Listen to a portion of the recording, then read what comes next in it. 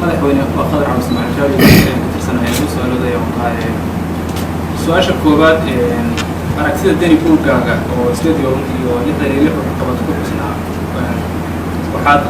aada ugu caddaysay xorriyadda hadalku inay sugnaan doonto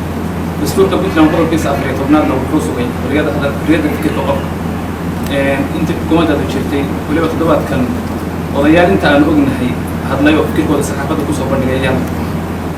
maxaa sabab qodobka labaad su-aasheeda waa israacsanayaa waxa weeye waxaad ka hadashay khudbadaadi caawan musuq maasuqa in musuq maasuq dhacay baad qartay baarlamaankuna bishii toddobaad ee sanadkan sanadkii aynu soo dhaafnay waxay sheegeen in musuq maasuq jiro dadkii musuq maasuqaasi geystay waxaad sheegtay xafallah tucama salaf batri wixii hore dembiile aan la ciqaabin oo dembigiisi hore lagu ciqaabin sidee biritu uga baaqsan kara inuu dembiga ku laabto ugu dambayntii kiiskii caasha Ilyas ragii falkaa geystay ilaa hadda laguma fulin xukunkii muxuu fulay su-aasha koowaad ku saabsan waxaa sheegtay dastuurku siduu dhogaayo waa xorriyadda fikirka laakiin dhaleecaynta iyo been abuurka fikir ma aha waa faldembiye dadka aan u diraayo halka fariimaha xataa waxaa ka mid ah daljir oo mararka qaarkood baahaysa warar been abuura oo xaqiiqo ah ay ka mid tahay waddada ceel daahir masawirro meel yar intaad ka soo qaadeen kiliib ka weynayseen ka dhigteen inay waddadii burburto shacabkuna maalin walba way muraan dadkuna way la socdaan marka been abuurka iyo beenta iyo dacaayaddu ma aha fikriyad xor ah tan dastuurka uu damaano qaadaya taas maaha faldembiyeedku waxaa u xil saaran hay-adaha laamaha amniga iyo garsoorka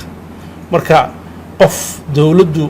ay xirtay si toosa ma jiro laakiin laamaha amniga iyo garsoorka maxkamadaa la mariyaa xeer ilaalin dacwadaa lagu soo ogaa dad intii dadka xorriyadda laga qaado la iska jeelasha la gelin jira ma aha waa nidaam dimuqraadiya qofkii xadgudbana haddee xabsiyada iyo maxkamadaha iyo waxa loo samaystay dadka xadgudba in lagu qabto marka waan u rajaynayaa dhallinyaradu inay kala barato xorriyadda fikirka iyo brobagandada iyo dacaayadda iyo been abuurka inay kala bartaan haddii kale dee ciqaabtaasay mutaysan doonaan taas intaasaan uga baxaya su-aasha labaad aad ka hadashay musuq maasuqa dabcan waxaad og tahay xukuumaddan waa xukuumaddii ugu horreysay oo fal musuq maasuq maaliyadeed xukuntay intii puntland jirtay taariikhdaas waa haysaa umaynaa journalistaata annaga ma dhihin dadka hadda jooga galaya ma aha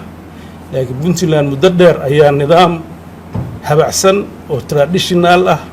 oo haddii si loo fiiriyo musuq maasuqa laakiin dadka caadaysteen baa jiri jiray marka waxaan ka hadlaya waxa weeye wixii hore oo la jiri jiray annagu 20kii sano dadkii sidii nidaamkii duruufuhu keeneen baa xukumeena oran mayno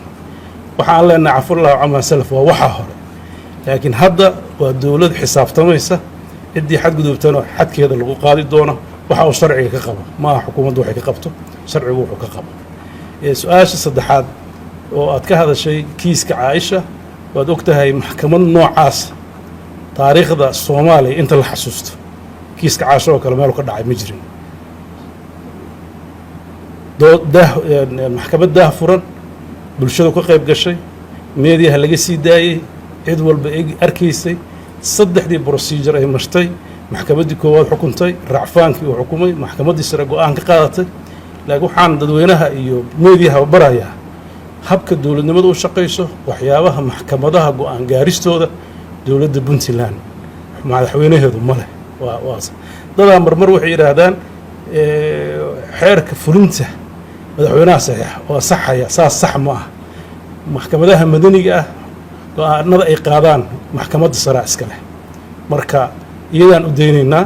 xukuumaddana ma la rabo inay fara gashato waxaan rajaynayaa ciqaabtu xukunka markuu dhaco iyo markuu fulaayo iyadaa taqaan procedure la maraa jira wax hadda ka khaldan oo aan garanaynana ma jirto sidaa ay u soo socotay haddana u socotaa waddadii cadaaladdeena ku socotaa waan rajaynaynaa waddada cadaaladda inay waddadeeda ku socoto